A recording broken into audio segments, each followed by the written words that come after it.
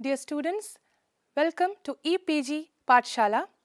I am Dr. Mary Vinita Thomas, Assistant Professor, Department of Education, Central University of Kerala.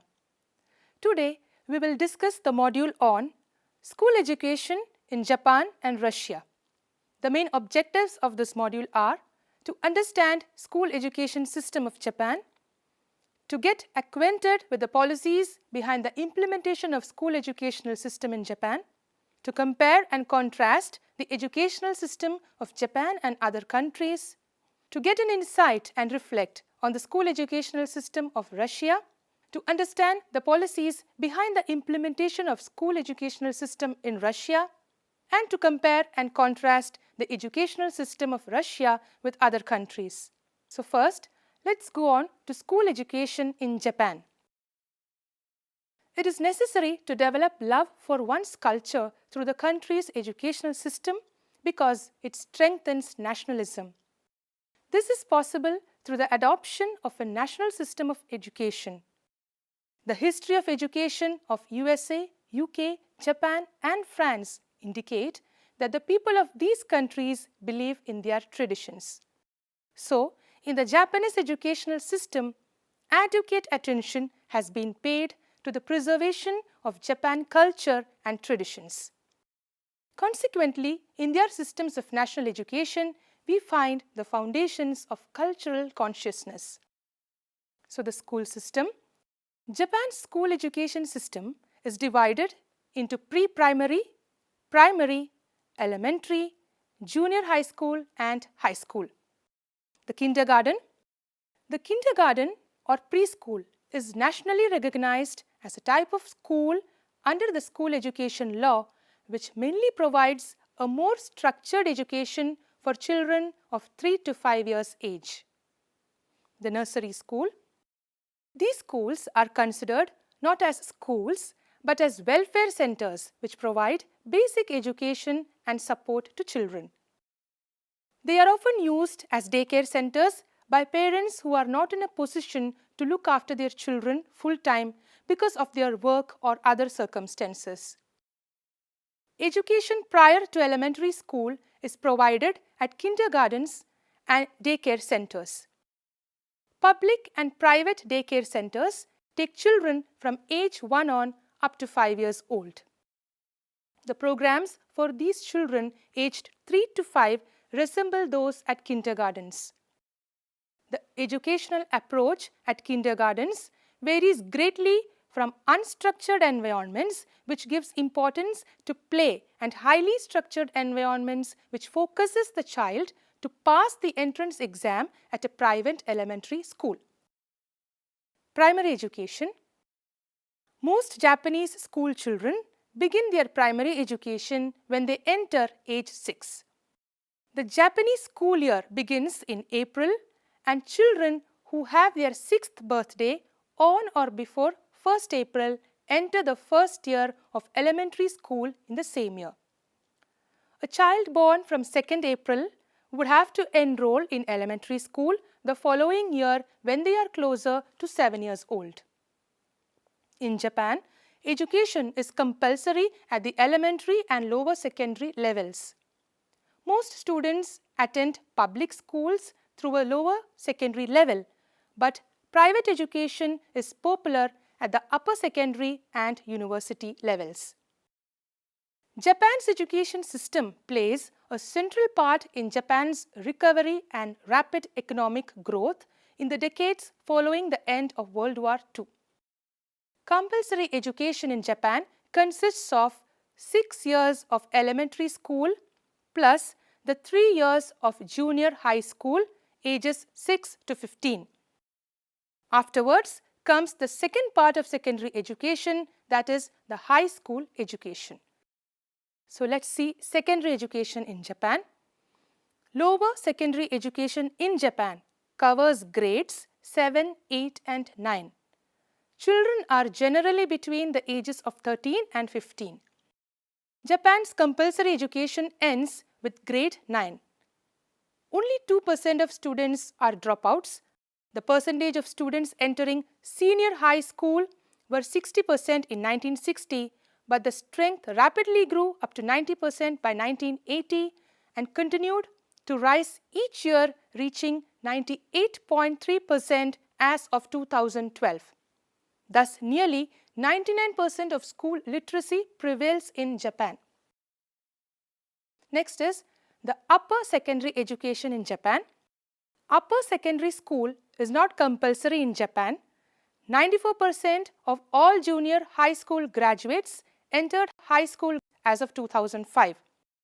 Private upper secondary schools account for about 55% of all upper secondary schools, and neither public nor private schools are free.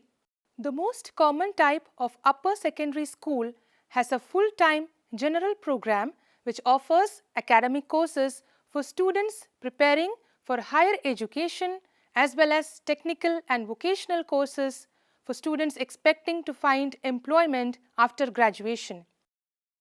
More than 70% of upper secondary school students were enrolled in the general academic program in the late 1980s. A small number of schools offer part-time programs, evening courses, or correspondence education. The first-year programs for students in both academic and commercial courses are similar. They include basic academic courses such as Japanese language, English, mathematics, and science. In upper secondary school, differences in ability are first publicly acknowledged. The course content and course selection are more individualized in the second year. However, there is a core of academic material throughout all programs. Vocational technical programs includes several hundred specialized courses such as information processing, navigation, fish farming, business, English, and ceramics. Business and industrial courses are the most popular, accounting for 72% of all students in full-time vocational programs in 1989. Special training to disabled students is provided at the upper secondary level, mostly with vocational education to enable them to be as independent as possible within society.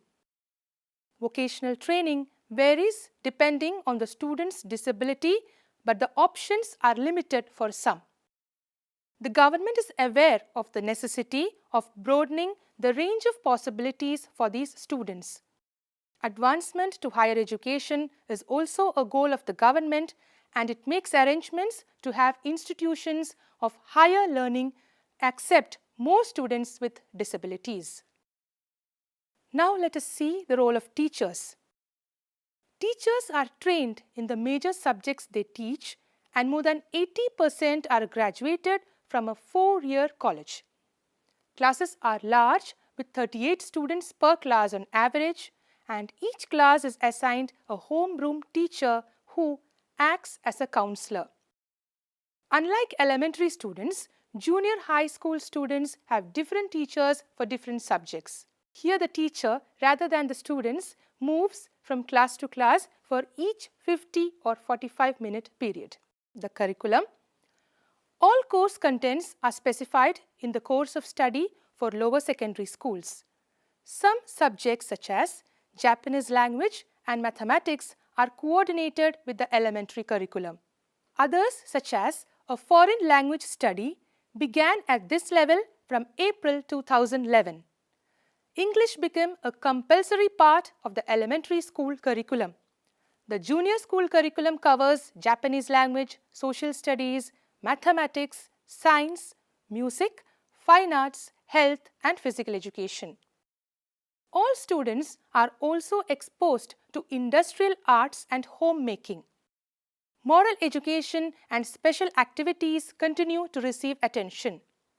Most students also participate in one of a range of school clubs up to 6 p.m. evening most weekdays, including weekends and often before school as well, as part of an effort to address juvenile delinquency. A growing number of junior high school students also attend private extracurricular study schools in the evenings and on weekends.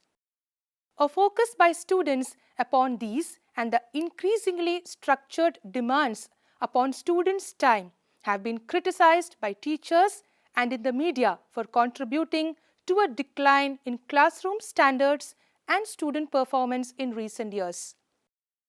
The Ministry recognizes a need to improve the teaching of all foreign languages, especially English. To improve instruction in spoken English, the government invites many young native speakers of English to Japan to serve as assistants to school boards and prefectures under a Japan exchange and teaching program. Instruction in junior high schools tends to rely on the lecture method. Teachers also use other media such as television and radio, and there is some laboratory work. Vocational education. At the primary and lower secondary education levels, all schools offer a general education, and students are not exposed to vocational training. At the upper secondary education level, general, vocational and specialized programs, agriculture, industry, commerce, fishing, home economics, nursing and social services, etc. are provided. The number of students enrolled in academic programs are increasing. In 1990, it accounted for nearly 3/4 of all students.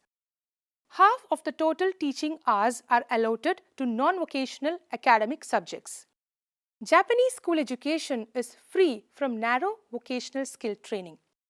Japanese companies and factories have their own in-company training systems and demand graduates who are hired into the companies with acquired basic and fundamental competencies. Now let us see some distinctive features of Japanese education as given by Ichikawa's analysis. In 1990, Ichikawa enumerated the distinctive characteristics of the Japanese education system as follows. The first, the way that schooling and school education dominate children's and young people's lives. The privatized development of pre- and post-compulsory education and the large share of private funding for education. The preference for general education under a single-track system. Automatic promotion between the grades based on age. The low enrollment of non-Japanese students and adults in schools. The high educational achievement with low level of deviation. The unique screening function of entrance examinations, and the practice of autonomous school management. So dear students, now let us see the policies and provisions on school education in Japan. Japanese education is centralized under the direction of the Ministry of Education. During post-war period, the MOE has controlled school administration, curriculum, pedagogy and educational content in textbooks. The MOE monitors the administration of the appointed prefectural and municipal boards of education and superintendents. The MOE determines the educational budget and subsidizes the prefectural board of education in order to provide equal quality education to all children throughout the nation. Based on the 1987 recommendation by the National Council on Educational Reform (NCER), the Ministry of Education implements large-scale educational reforms for deregulation, diversification and individualization. After World War II, the Fundamental Law of Education and the School Education Law were enacted in 1947 under the direction of the occupation forces. The School Education Law defined the school system which is existing now: 6 years of elementary school, 3 years of junior high school, 3 years of high school, 2 or 4 years of university. After the defeat in World War II, the Allied occupation government set an education reform as one of its primary goals to eradicate militaristic teachings and democratize Japan. The education system was rebuilt after the American model. The end of the 1960s, there were student protests around the world, including Japan. The main subject of protest was the Japan-US Security Treaty. A number of reforms were carried out in the post-war period until today. They aimed at easing the burden of entrance examinations, promoting internationalization and information technologies, diversifying education, and supporting lifelong learning. The Ministry of Education, Culture, Sports, Science and Technology is responsible for educational administration. In 2000, the Council on Curriculum proposed a National Scholastic Aptitude Test for elementary, middle and high school students to begin in 2003. As of April 2004, more than 80% of the prefectural boards of education enforced a National Scholastic Aptitude Test. By the end of 2003, 45% of schools had security systems such as surveillance cameras, 33% had given students buzzers for the prevention of crimes, and 8% had security guards as on January 15, 2005. Coming to status of school education in Japan, Japanese primary and secondary schools have produced a workforce with solid knowledge and a strong work ethic. There are many reasons for this success: longer school days, a uniformly high standard curriculum, excellent teachers, active parental involvement in education, and respect for education. During the 1980s and the early 1990s, foreign scholars and journalists praised Japanese education for producing an educated and industrious workforce for economic and technological success. The Japanese primary and secondary school education has been successful in producing a generation with one of the highest level of academic achievement in mathematics and science in the world. In 1964, the first international study of achievement in mathematics for 13-year-olds and 18-year-olds discovered that Japanese students scored the highest. In 2003, Trends in International Mathematics and Science study found that Japanese 8th graders ranked 5th of 46 countries in mathematics and 6th in science, while American 8th graders ranked 15th in mathematics and 9th in science. In addition, Japan enjoys one of the highest literacy rates in the world.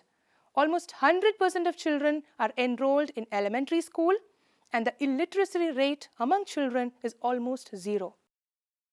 However, Japanese people have a reputation for being less creative and individualistic because of the emphasis on memorization and rote learning in education. The current reform focuses on developing students' creativity and individuality.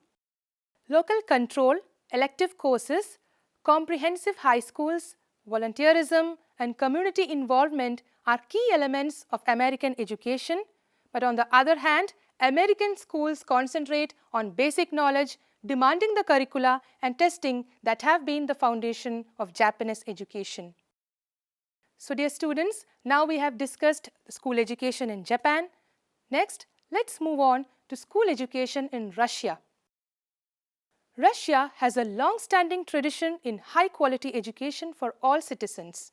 It is one of the best mass education systems in the world, producing a high literacy rate 98%, exceeding most West European countries. Russian education is divided into a compulsory basic education and ongoing higher education. Education in Russia is mainly provided by the state and is regulated by the Ministry of Education and Science. Regional authorities monitor education within their jurisdictions according to prevailing framework of federal laws. Russians always show a great concern for education. The right to education is enshrined in the Constitution of the Russian Federation. There are compulsory secondary schools, vocational schools, and higher education institutions. It is also ensured by the development of extramural and evening courses and system of state scholarship and grants. Education in Russia is compulsory up to the 9th form. The stages of compulsory schooling in Russia are primary education for ages 6-7 to 9-10, senior school for ages 10-11 to 12-13, and the senior school for ages 13-14 to 14-15. Each school has a core curriculum of academic subjects. Before 1990, the school education in Soviet Union was 10 years, but at the end of 1990, the 11-year course officially came in. Education in state-owned secondary schools is free. The first tertiary, that is the university level education, is free with reservations. A good number of students are enrolled for full pay. Male and female students have equal shares in all stages of education except tertiary education, where women are more with 57%.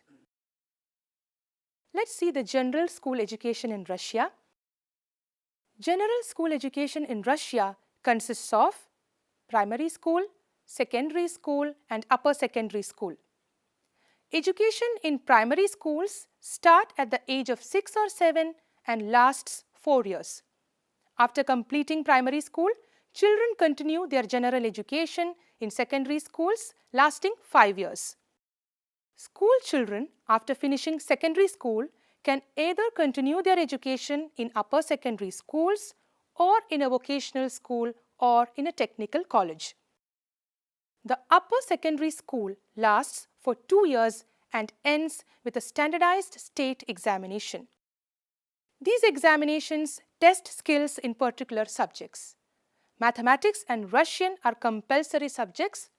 The choice of subjects depends on what subject the student wants to pursue at university or on a vocational training program. The standardized state examination is double as the university entrance examination. The principal language of instruction is Russian, which is an official language and is carried out in all accredited education institutions except preschool institutions. Citizens of the Russian Federation have the right to be taught in their native languages in low secondary school as well as to choose languages of instruction within the range of other possibilities offered by the educational system. School education in Russia, it comprises age group of 7 to 18, primary stage, grades 1 to 3 for the group 7 to 13, provided in primary school or 8-year school. Incomplete secondary stage up to grade 8, up to 15 or 16 years of age, provided in 8-year school.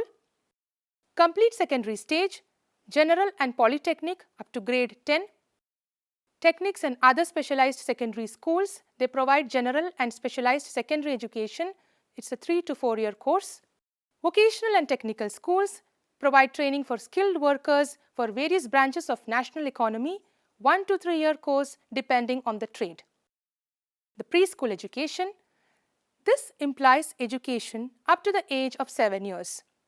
It is divided into 2 stages. First, the nursery up to 3 years of age, then kindergarten for the age groups 3 to 7.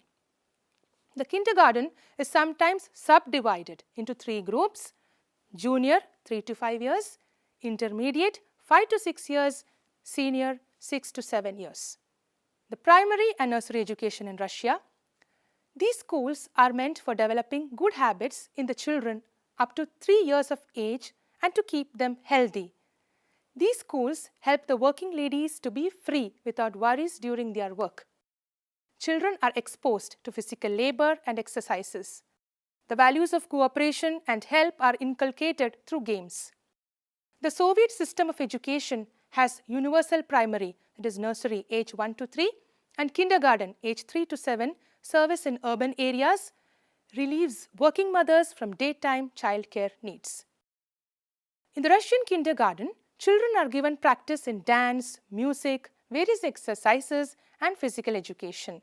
Various programs which inculcate the feeling of cooperation are implemented in it. Pre-primary education is organized to look after the children of female workers during the time of their work. As per the direction by the Education Ministry, these schools are managed and supported by the concerned industrial units. Health and physical development of the child are carefully looked after. After nursery education, children between 3 to 7 years of age receive primary education. Before admission in the kindergartens, proper atmosphere is created at their homes as nursery schools. Now, the secondary education. 11-year secondary education in Russia is compulsory since 2007. Until 2007, it was limited to 9 years with grades 10-11 optional. Basic general education lasts for 9 years. After this, they continue their education at senior high school to receive secondary general education. They also enter an initial vocational school or non-university level higher education institutions. Secondary general education on the basic general education continues for 2 years and ends when students are 17 or 18. Secondary education leads to the award of the Certificate of Secondary Complete General Education. Recently, new types of secondary schools have emerged called gymnasium and lyceum, which can be state-owned or private. The duration of studies can exceed that of secondary general schools, and the educational programs can be more advanced. The school year extends from September 1 to end of May and is divided into 4 terms. Study program in schools is fixed. School children or their parents have no choice of study subjects. The next is vocational education. After finishing the 9th form, one can go on to a vocational school which offers programs of academic subjects and a program of training in a technical field or a profession. Vocational education in Russia consists of a basic and secondary level. The basic level of vocational education occurs in vocational schools and is named as vocational lyceums. These institutions train people who wish to become skilled workers.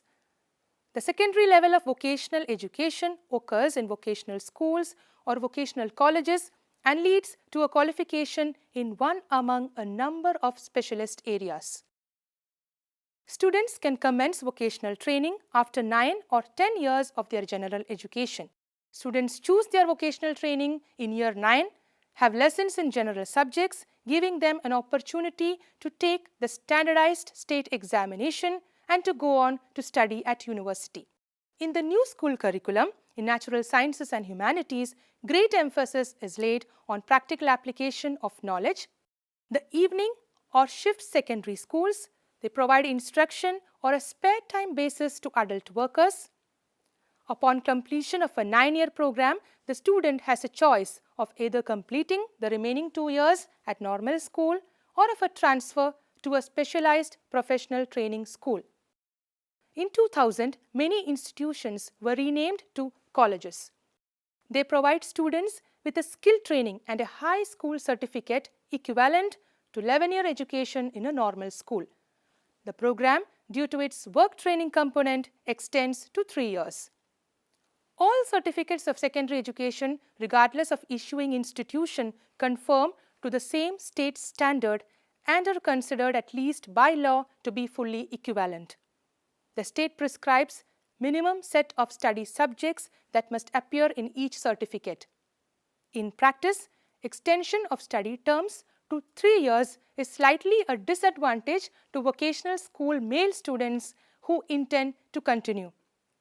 They reach conscription age before graduation or immediately after it, and normally must serve in the army before applying to undergraduate level institutions. So now, let's see the curriculum. General education is compulsory. The basic curriculum has compulsory fields of study such as the Russian language, foreign languages, mathematics, history, political, natural sciences, etc. Each school designs its own curriculum, which is based on state requirements, and there can be some extra or optional disciplines. In Moscow, there are also schools that specialize in certain subjects such as maths, music, arts, and sports. These schools also offer extra education for children alongside the general courses. Social sciences include subjects as foreign languages, Russian history, world history, economic and social geography, law, political science, economics, etc.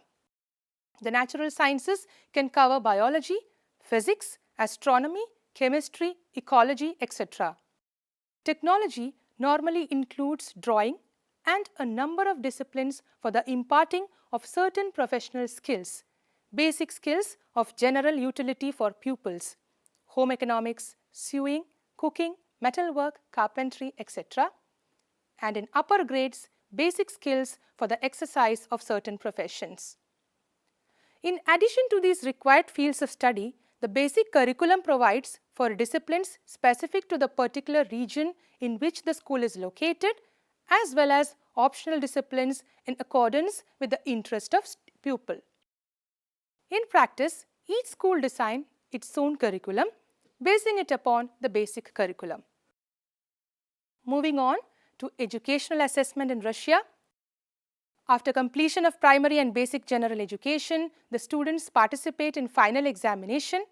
They are awarded a certificate of basic general education, which permit to either secondary general education, to vocational education, or to non-university level higher education. All 9th graders have to pass an exam called the State Final Certification in order to continue on to the last 2 years of high school. Students who do not pass the exam will continue instead to vocational school. After completing the secondary general education, the students need to pass the state final attestation, after which they will be awarded a certificate of secondary general education. This school leaving certificate will allow students to continue to higher education, either vocational education or both non-university and university level education. So dear students, now let us have a look on the policies and provisions related to school education in Russia. The Ministry of Education and Science is the only federal body responsible for implementing state policy and legal regulation at all levels of education and in all kinds of institutions. The majority of state higher education institutions are established and funded by Ministry of Education and Science. Moscow enacted compulsory 11-year education in 2005. Similar legislation existed in most of the states of Russia. Federal subjects of Russia could enforce higher compulsory standard through local legislation within the 11-year federal program. The Ministry of Education and Science regulates only a brief preschool preparation program for the 5 to 6-year-old children. In 2004, the government attempted to charge the full cost of kindergartens to the parents. Widespread public opposition caused a reversal of policy. After the collapse of the Soviet Union, the number of preschools decreased. Kindergarten buildings were sold as real estate, irreversibly rebuilt and converted for office use. At the same time, a minority share of successful state-owned kindergartens, regarded as a vertical lift to quality schooling, flourished throughout the 1990s. Privately owned kindergartens, although in high demand, did not gain a significant share due to administrative pressure. Share of children enrolled in private kindergartens dropped from 7% in 1999 to 1% in 2005.